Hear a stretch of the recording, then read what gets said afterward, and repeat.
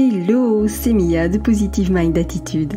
Après un parcours de plus de 4 ans et demi avant de connaître enfin les joies de la maternité, j'ai décidé d'associer mes compétences professionnelles de thérapeute à mon vécu personnel lié à l'infertilité et la PMA pour accompagner les femmes en désir d'enfant et leur permettre de reprendre le plein pouvoir sur leur fertilité. Si tu veux agir pour ne plus subir, tu es au bon endroit. Que tu sois suivi médicalement ou non, mes conseils te permettront d'avoir un autre regard sur ton parcours et d'adopter une approche globale pour mettre toutes les chances de ton côté. Ensemble, brisons le tabou de l'infertilité. Si tu connais une femme qui est concernée par le sujet, je t'invite à lui partager cet épisode. Maintenant, installe-toi confortablement et c'est parti pour l'épisode du jour.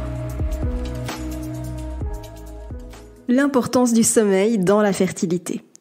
De nombreux facteurs qui sont liés à notre mode de vie vont avoir un impact sur notre santé reproductive. Que ce soit celle de ton chéri, que ce soit la tienne, il y a énormément de facteurs. Alors les facteurs, c'est quoi ? Eh bien, évidemment l'alimentation, les perturbateurs endocriniens, l'activité physique ou l'absence d'activité physique plutôt. Mais ça peut être aussi le poids, bien sûr, que ce soit trop peu de poids ou trop de poids. Tout ça, ça va avoir un impact sur la santé en général et forcément, in fine, la reproduction. Alors, de manière générale, on est d'accord que le fait de ne pas être en très bonne santé, ça impacte négativement notre capacité de reproduction. On est d'accord là-dessus. Mais j'avais envie de faire un point par rapport au sommeil. Est-ce que, d'après toi, le sommeil peut vraiment affecter ta fertilité ? Alors, ce qu'il faut savoir, c'est que c'est la nuit, dans un sommeil profond, que ton corps va se régénérer. C'est à ce moment-là que ton corps va récupérer quelque part de l'usure qui est subie pendant la journée. Et c'est donc la nuit que tes tissus vont se régénérer et que de nouvelles cellules vont être produites. Donc clairement, le fait de ne pas super bien dormir la nuit, ça va affecter à la fois ton corps et aussi ton humeur.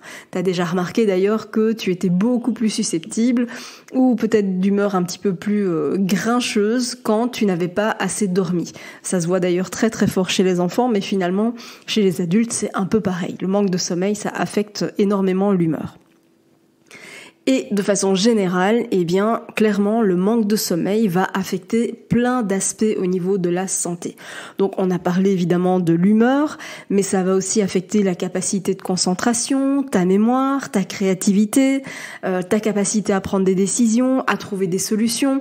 Tu vois, donc tout ça, c'est impacté par le manque de sommeil.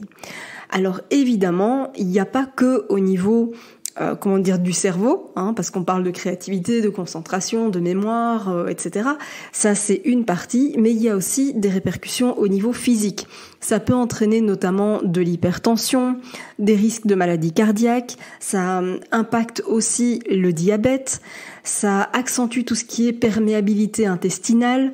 Tu vois, donc tout ça, eh bien, ce manque de sommeil, ça ouvre la voie à une multitude de pathologies et quelque part, ça va aussi venir mettre des bâtons dans les roues de la fertilité. Et je vais t'expliquer pourquoi. Eh bien, ce qu'il faut savoir, c'est que les hormones qui vont déclencher la maturation des ovules et qui sont responsables quelque part du déclenchement de l'ovulation, eh bien, elles sont liées à ton rythme veille-sommeil. Donc, chez une femme qui est privée de sommeil, par exemple, eh bien, on voit que l'interruption peut interférer avec des hormones qui vont déclencher l'ovulation. Et donc, ne pas dormir suffisamment peut perturber ton cycle, peut provoquer des règles irrégulières et qui forcément va compliquer le fait de mettre en route une grossesse. Donc les cycles menstruels sont étroitement liés à ton rythme circadien. Alors ton rythme circadien, c'est quoi ? C'est ce qu'on appelle ton rythme biologique. Donc c'est un peu le principe de scinder le jour, la nuit. Tu vois, ça c'est vraiment, on a un rythme biologique qui est conçu, et donc c'est-à-dire être éveillé la journée, dormir la nuit.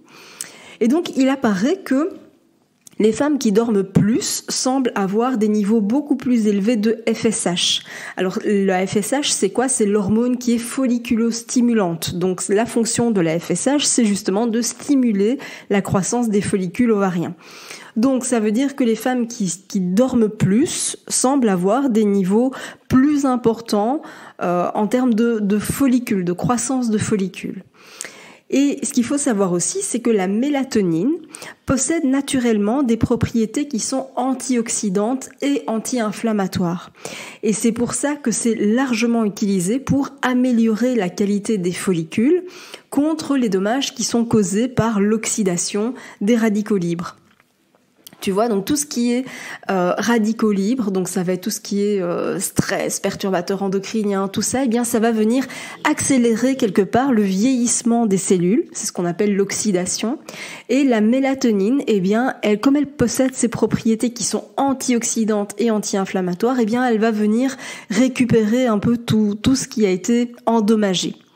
Et donc, une étude a rapporté une association vraiment significative entre les troubles du sommeil et une mauvaise réponse ovarienne ou un faible nombre d'ovocytes récupérés. Parmi une série de 200 femmes qui ont fait une FIV. Donc c'est quand même vraiment important de se rendre compte que les troubles du sommeil sont quand même associés à une mauvaise réponse ovarienne, ou en tout cas moins bonne, ou à un nombre plus faible d'ovocytes qui sont ponctionnés.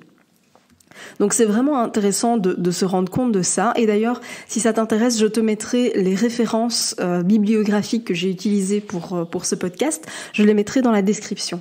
Parce que tu vois, c'est vraiment intéressant d'aller creuser et de faire le lien entre ton hygiène de vie et finalement, eh bien, tes ovocytes, le fait d'avoir peut-être un manque d'ovocytes, d'avoir une ovulation qui est peut-être perturbée, d'avoir des cycles réguliers.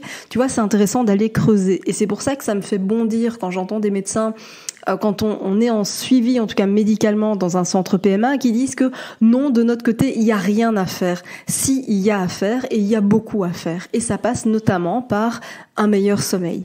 C'est d'ailleurs le cas pour les personnes qui ont des rythmes irréguliers. Alors je ne sais pas si tu en fais partie, mais peut-être que tu as un métier qui exige d'avoir des horaires peut-être décalés, de travailler de nuit. Je pense notamment aux infirmières, mais il y a plein d'autres professions qui exigent ça. Et c'est vrai qu'on constate une répercussion, on constate un impact sur justement la qualité des ovocytes. Alors peut-être que tu te poses aussi la question de savoir chez les hommes si ça a aussi un impact. Eh bien, il semblerait que oui, parce que des études confirment que la perte de sommeil diminue la viabilité des spermatozoïdes, tu vois. Donc en fait, on se rend compte que le manque de sommeil chez les hommes, eh bien ça diminue la mobilité, la progression des spermatozoïdes et que ça impacte aussi le niveau de testostérone dans le sang et donc forcément la qualité finale du sperme. Donc tu vois, ça vaut évidemment pour toi en tant que femme, mais ça vaut aussi pour ton chéri.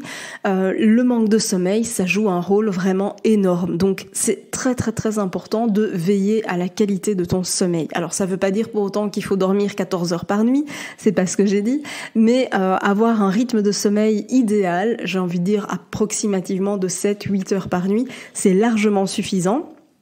Maintenant, ce qui est important aussi, c'est de voir la qualité de ton sommeil. C'est pas le tout de rester allongé dans ton lit si pour autant tu ne dors pas, si tu te retournes, si tu as des réveils fréquents, etc. Il faut peut-être creuser, aller voir plus loin. Mais c'est vraiment intéressant de faire le lien justement avec la qualité de ton sommeil. Donc, comme tu le vois, eh bien, tu as beaucoup de choses à mettre en place de ton côté. C'est ça aussi, être actrice de sa fertilité. Tu as un vrai rôle à jouer pour améliorer de ton côté la qualité de ta fertilité. Tu as vraiment un rôle crucial à jouer.